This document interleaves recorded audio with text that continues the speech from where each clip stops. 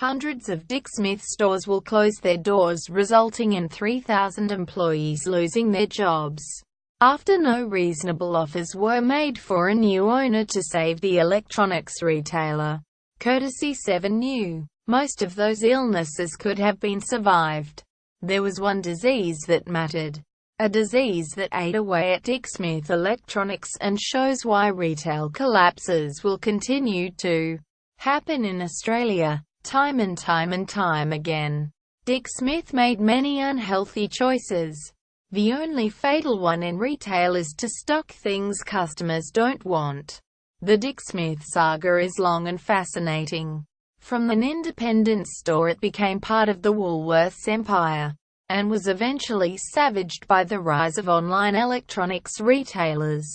Woolworths then sold it, for just $20 million in cash up front, to private equity. The private equity firm managed, after a short period of very clever accounting, to sell it on the stock market for $520 million. Thereafter came the terminal phase. Its CEO Nick Abood led the company to its demise in February 2016. That last period is the one we've seen examined in court last week. Choice snippets include emails showing the chairman plotting to oust the CEO even as the company goes up in flames. Not to mention a document that shows Dick Smith contemplated buying things from suppliers at 98 cents, selling them back to the supplier at 78 cents, and buying them again at 77 cents, to improve profit. Quote, "Yes, it is mystifying. A lot of the court proceedings have been about dodgy practices that saw inventory levels rise and rise.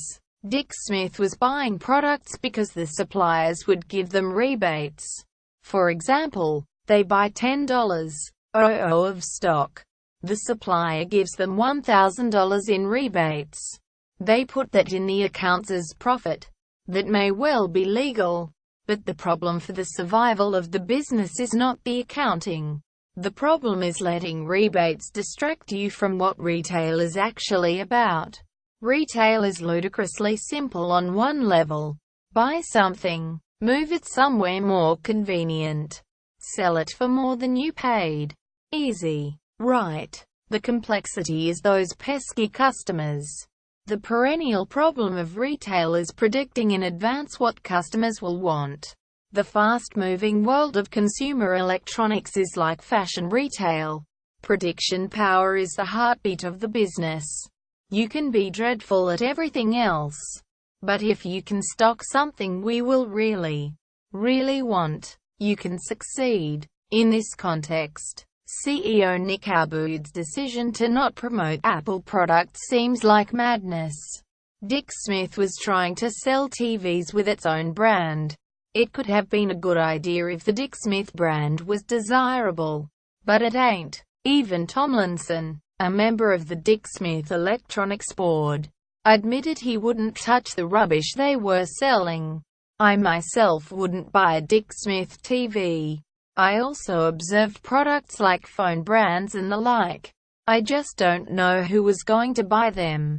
Quote, Tomlinson told court, "Retail is ultimately not about accounting or inventory control rebates.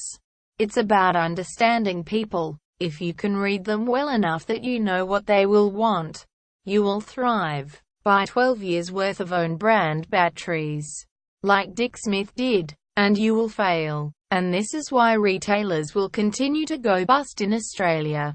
The business of business is challenging and interesting.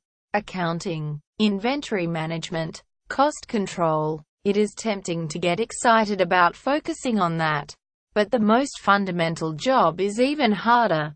To understand your customers and predict what they will want. If you lose focus on that, everything else is irrelevant."